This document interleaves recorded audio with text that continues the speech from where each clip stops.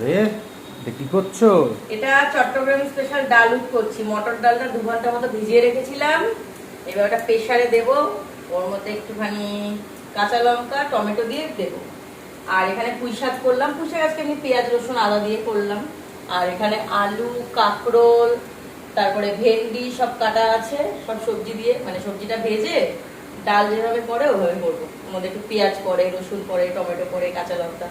আর এই যে ওল কচুটা সেদ্ধ করে নিয়েছি আগে। ওল কচু না, এটাকে গাঠি কচু বলে, গাঠি কচু। এটা দিয়ে করবো। আর এখানে অল্প একটু চিকেন আছে, সেটাও করবো কাঁচা। এই রান্না বান্না করছি। কি গরম লাগছে।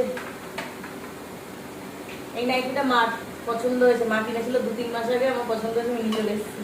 নতুন নাইটি বের করেছে, আমি নিয়েছি।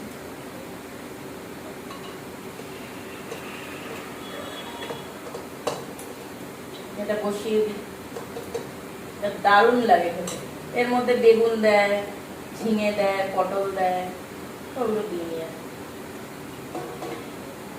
দিয়ে দিলাম। দুটো কাঁচা লঙ্কা দিয়ে দিলাম, একটু টমেটো দিয়ে দিলাম।